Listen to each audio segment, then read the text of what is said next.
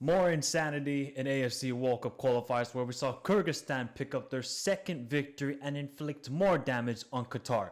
Iran qualify for the World Cup. UAE get a late winner, but with a crazy decision today. Indonesia pick up a crucial victory and Palestine secure a historic comeback against Iraq. We're just going to do reactions from yesterday's games. We're going to have more AFC videos coming up on the channel very soon. But let's get through it. So Group A saw Kyrgyzstan pick up a 3-1 victory over Qatar. First thing I have to say is Barsham is the worst goalkeeper in Asia. This guy is so bad. Whether it's just dealing with crosses, shot stopping. I mean, did you see that one shot from Shukurov? And Barsham just looks at it. He's like, what on earth is that? Oh my God. And then hits the crossbar. I mean, Barsham is horrific. For the first goal, okay, yeah, you could say there's Kojo running in front of the ball and all that sort of nonsense, but Barsham should be doing better there. Then Mischenko's goal, I'm like, okay, Barsham, you're gonna hand to it. It's not. I get it. It's a good shot from Mischenko, but Barsham with horrific display. Arkam Mafif had no impact on the match. Lucas Mendes' red card, you could say was harsh. He went for the ball. I think it's a little bit harsh on Lucas Mendes, but it's the rules. It's AFC. It's really worldwide refereeing. I think it's the somewhat correct call on Qatar. But Qatar, what did I say after they beat North Korea, people? They're going to Biškek. Biškek has been a very difficult ground for all of the opponents going there.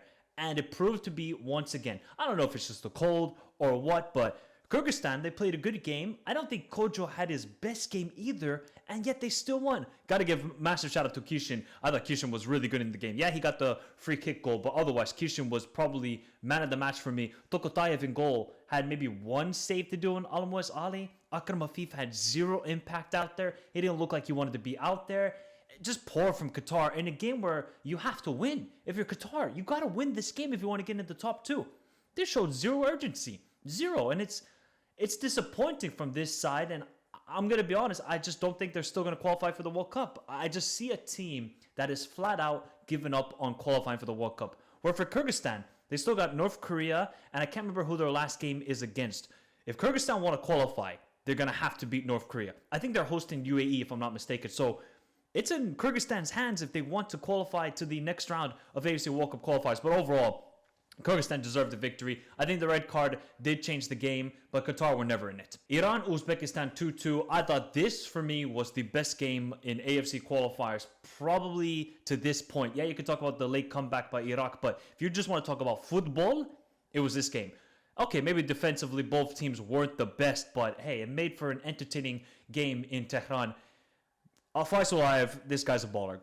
Everybody, if you're watching from Europe or if you're watching from CAF, if you're watching from South America, Ajax, specifically you guys, please sign Faisal. Get him away from CSKA Moscow because the kid is so good. Yeah, he missed that chance at the end of the game where I thought he should have buried it. But Faisal, otherwise, just his ability on the ball, chance creation, the dude is such a baller. I love Faisal. For me, he's probably my favorite player right now in AFC. I could just see the technical skill. He actually gave an interview in English. I was like, oh wow, Faisal, you speak English.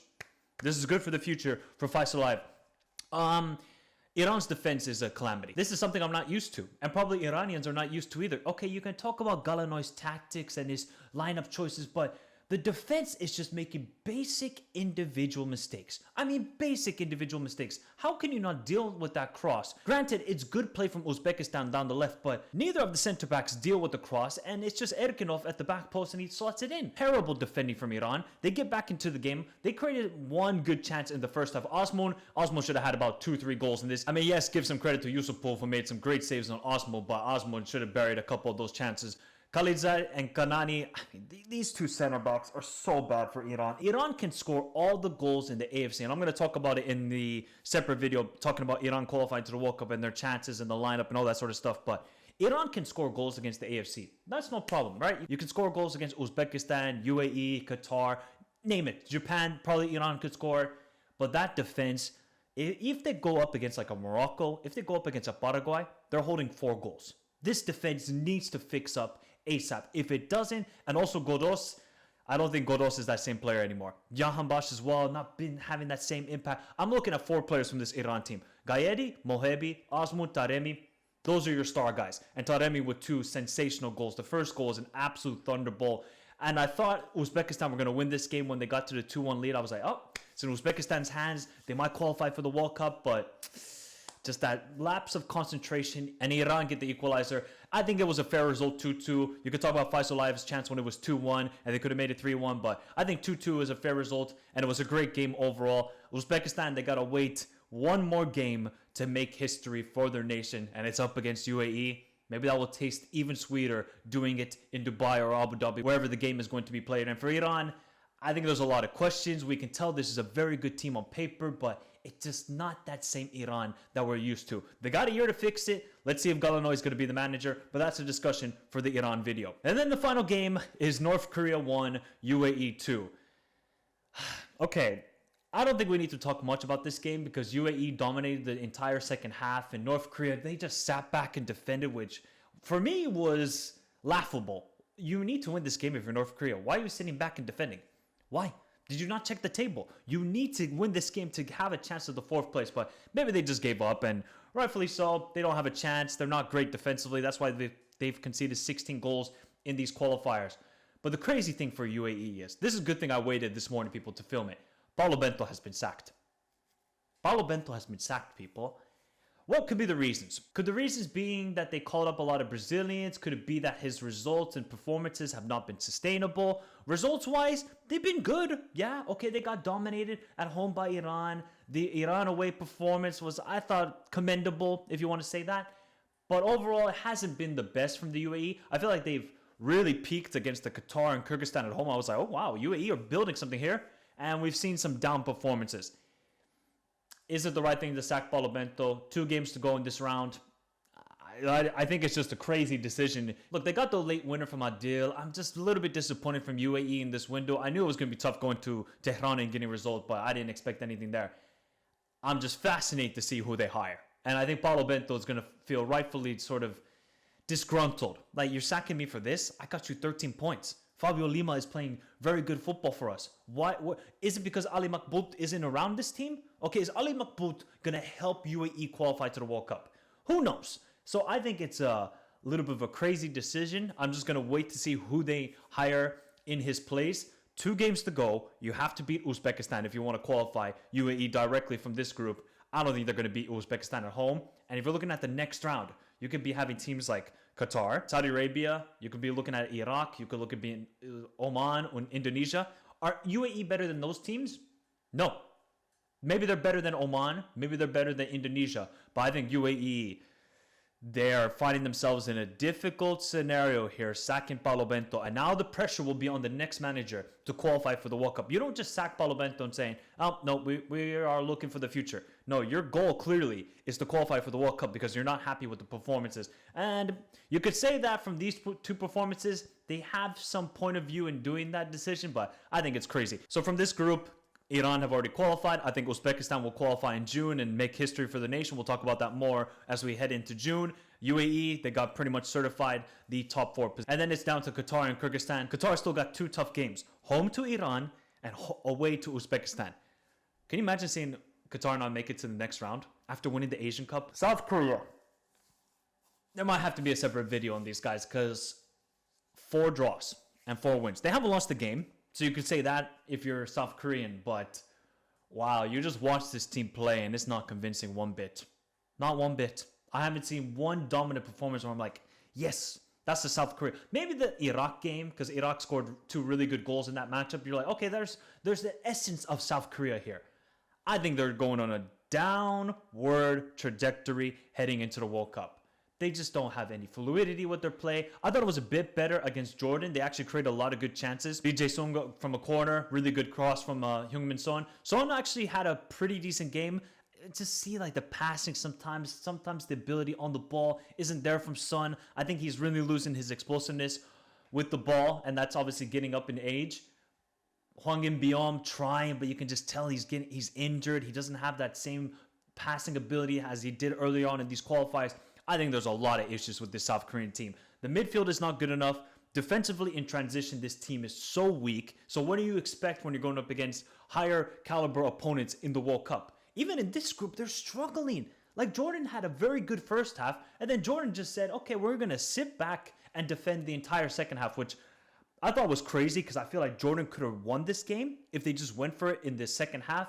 Al Naimat had some good moments in the matchup. Al Tamari, decent performance. I think Jordan, they're just going to be happy with this point. They know all they have to do is beat Oman, beat Iraq, and Jordan will make history for their nation in June. So I think this group is going to be fascinating in the final two match days. But I'm looking at South Korea more and saying, yes, South Korea, you're missing the Kim Min-jae, Lee Kang-in, and these sort of players, but it's still not good enough. So I wonder what they're going to do. Are South Korea going to sack Hong Min-bo? At this point, who knows? Do the KFA even know? I don't think they even care. I think they just want to get the World Cup money, go there, put up a decent performance, not make it out of the group. If South Korea continuously play like this, they will not make it out of the group stage in the World Cup. They won't. Because I've been watching the teams around the world. They are not a good team. There's no continuity. There's no style of play. It's been 8 games now, and we've seen nothing under Hong Min-bo.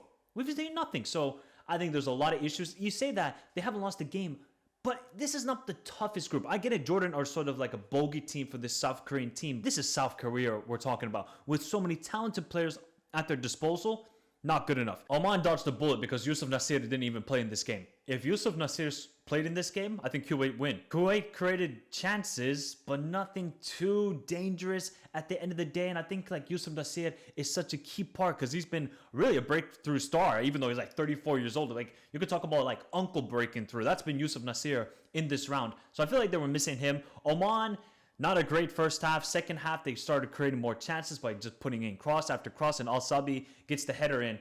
Oman are just going to be a difficult team to play against if they progress to the next round because they're not an entertaining team. They're just here. It's like a sort of 8-4 sort of job for Oman. Defend well, get the 1 goal, boom. That's enough. I think that's going to be Oman's DNA for the rest of these qualifiers, and that's been Oman's DNA for the last couple of years as a national team. But it still wasn't convincing. But they got 4 points away from home. They went away to Kuwait, which hasn't been easy in these rounds. And they went to South Korea and got a point. I think if you're Omani, this is like the best round possible. You started this round at, 6 points? You got now 10 points. You're only 2 points behind Iraq and 3 points behind Jordan. Do Oman have a chance here? Do like Oman have a chance here, people? Considering Oman are hosting Jordan in the next game. Wow, if Oman win that game, unbelievable. And they got a chance, of course, but I think they really got to bolster their attack or find some different style of play when they're counter-attacking because it's way too dependent on just going out wide and putting crosses into the box. Got to see a variety of play down the middle or something like that from Oman, but they get the win. Kind of feel bad for Kuwait because I feel like they've been really competitive in all the games. They really should have gotten 4 points in this window. That could have been a huge confidence booster for the rest of these qualifiers, but Kuwait is looking now down bad for them. And then the final game, which was absolute insanity. Palestine pick up their first victory in this round, and they dent a huge blow to Iraq. I mean, this is massively disappointing from Jesus Casas' side. Disappointing. 1-0 up after the first half. Iraq were playing good football. Okay, you could say it's a lot of crosses into the box into Ayman Hussein. It works. He gets the goal. Iraq are cooking. Wonderful play. Building out from the back. They're beating the press of Palestine. I'm like, this is the Iraq we have seen at the Asian Cup. They continued the good performance they had in the second half against Kuwait. I don't know what happened to Jesus Casas at halftime, but he just gets scared. He gets petrified of the moment. It's like a guy asking a girl out at like 13 years old, you want to go on a date? And he's like in a really like sorrow voice, like, you want to go out on a date? He like whispers to the girl's ear, you want to go out on a date? It's like Jesus Casas right now doesn't have any confidence in himself. He's just hoping and praying that it works out with a 1-0 victory. But this time, it didn't pan out because Palestine, although they played really well in the second half, Oday Dalbak, I rate this guy highly. I think he's had a good move to Aberdeen. Again, he was missing chance after chance. Abu Ali missing chance. I'm like, this is Palestine's chance. If they can just get a draw, I think that would be a great result for Palestine. But the fact they got the victory. Qaid, who comes off the bench, I think he plays his football in the Eredivisie. Great impact off the bench with his set pieces and his ability in driving with the ball. I'm like, wow, this Qaid guy looks really good. And Palestine somehow get the victory. Mahanjana gets the victory in the 96th minute. And the scenes and all the sort of jubilation from the Palestine players and the fans. Oh my God, it was such a beautiful sight to see. And I said it over and over again. They've been competitive in every single game. The one thing they're doing is individual mistakes defensively and not taking their chances. They took their chance. They limited the individual mistakes, accompanied by Jesus Casas' passive and, I'll say it right now, pussy-ass tactics in that second half. Because look at the subs he made. He brings off Amin, Yaya, some attacking players, and he just brings defensive midfielders in. Defensive midfielders, defensive players. I'm like, Jesus Casas, this is like the final nail in the coffin. Now, there's been rumors that he will get sacked. I can't lie. Yeah, you can look at his record with the national team and saying, oh, he hasn't lost many games. He had a good Asian Cup, good qualifiers before this round. You're like, okay, Jesus Casas, you have a decent portfolio. But we have eyes, people. I don't have glasses. Maybe I'll need glasses in 10 years. We can see Iraq are performing badly. So either it's going to be you sack him now, or you're going to wait till June. And if Iraq don't progress to the World Cup, then Jesus Casas is gone. And then you're going to look at the next round for Iraq and saying, wow, this team are low in confidence and they're going to need an absolute mega boost from the next manager. Now, Iraq find themselves in a very difficult situation. Last 2 games, home to South Korea. Ayman Hussein is not playing because he collected too many yellow cards. And then they go away to Jordan. And they played Palestine and Kuwait this window and got 1 point. This is not good for Iraq. This is not good for Iraq. I cannot believe this downfall I'm seeing right now from this national team. Yeah, it's looking very sticky for them. The style of play they've had in this round, it doesn't warrant them a World Cup berth. It doesn't. Okay, you could say Jordan are a defensive counter-attacking team. That's been their DNA since the Asian Cup. They're very good at a counter-attacking team. They've scored 13 goals in this round, people. Iraq have scored the same amount of goals as Oman. And you have Ayman Hussein. If there was no Ayman Hussein, they would be on 3 goals. So I wonder what the repercussions of this result will be. But for Palestine, a massive 3 points. They give themselves hope, and they're still going to play Oman. And I think they're still playing Kuwait for the rest of this round. So that's good for Palestine. But I just feel like they left it a little bit too late. But what a victory for them. It's just this could be like a turning point in the national team's history of, being a good team, but being an excellent team. This could be the turning point for Palestine, but we got to see more of this Qaid guy. I thought Qaid was unbelievable off the bench. Final group then, it turned out to be a pretty quiet evening and a quiet window from this group after what it has been for the first 6 match days. Japan, Saudi Arabia, obviously Japan, they did some rotation in their team. It wasn't like a fluid performance from Japan. I thought it was a little bit flat. They created some decent opportunities. Maeda hitting the post. But their passing again, like similar to the Bahrain game, was off. And for Saudi Arabia and Hervé Renard, Hervé Renard just said, we're trying to get a point here. That's my only objective here in Japan, is to get a point and then move on to the final 2 games if you're Saudi Arabia. One player I got to highlight massively for Saudi Arabia was Takri, the center back, who came into this game. Great performance from him. Absolutely monster performance. And Saudi Arabia offered nothing going forward. They had 1 chance in the first half, and that's about it. There was a header at the back post. I can't remember who had that chance.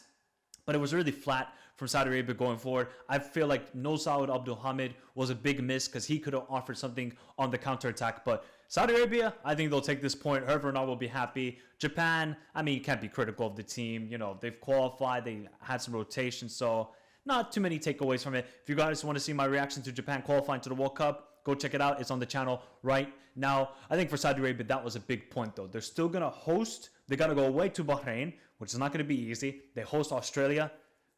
Saudi Arabia just they just got to win those final 2 games, and they will qualify to the World Cup. So nothing too crazy there. Australia, they go away to China and get 2-0 victory. Again, a decent performance from Australia. Like the first half was really good, and then Popovich and his team were like, second half, China, you try and break this down. And China did nothing. I think this was a really disappointing window from China because they had some confidence building up to this window, doing well in the prior 6 games. Obviously, after the first game against Japan, it was looking a little bit dire. But since then, it's been good. And then these 2 games is like, back to life, back to reality. And they got back to reality, China, of not being a very good team. A decent team can frustrate. They're going to foul the heck out of you, but they're just not. They are incapable in possession to do anything. Vilupale, another decent goal, even though, it was a howler from Wang, the goalkeeper, who had a great game against Saudi Arabia. Vilupale, he's turning out to be the sort of star guy that Australia need up front. Now, the next window, Popovich, please just call Irakunda. Please just call the kid. Give the guy a chance. We need to see a chemistry building between Velupale and Irakunda heading into the World Cup if Australia do qualify. Australia, though, they got 2 tough games remaining. Japan at home, Saudi Arabia away. If they can get a point at home against Japan, I think it will be good, because then you can go away to Saudi Arabia and saying, all right, you guys try and break us down Irvine with another critical goal. Defensively, Australia are always going to be strong. That's why they've only conceded 6 goals in 8 games in this window. It's always just about the attack. I feel like the Irvine and Teague midfield did quite well. It's just about finding those 2 other pieces in the attack, whether it's Irakunda. I'm not a big fan of Boyle anymore. I think he's a bit average at the moment. So I think Australia, they did very well in this window. 7 goals scored, 1 goal conceded. 1 goal conceded was obviously a little bit of a sloppy goal, in my opinion, against Indonesia. So Australia, decent window, and there's room for improvement if you're an Aussie. That's a good thing if you're Australia. Then the final game in this group in the entire AFC qualifiers for match day 8, Indonesia picking up a massive 3 points against Bahrain. Massive, and they got the revenge on Bahrain. This Romney guy, Struiku. What did I tell you guys about Struik? Decent, lively, awful. Awful finishing. Romney has shown more in 2 games than Struik has in about 20 games for Indonesia. This Romney guy is a baller. Baller. At least he has some confidence in front of goal. Marcelino Ferdinand should have had about 2 goals in this game with the chances he had. I mean, Indonesia should have really won this game 3-0, 4-0 if we're going to be kind. Okay, there was a decent opportunity for Bahrain in the second half from a cross where Itzes misses the header.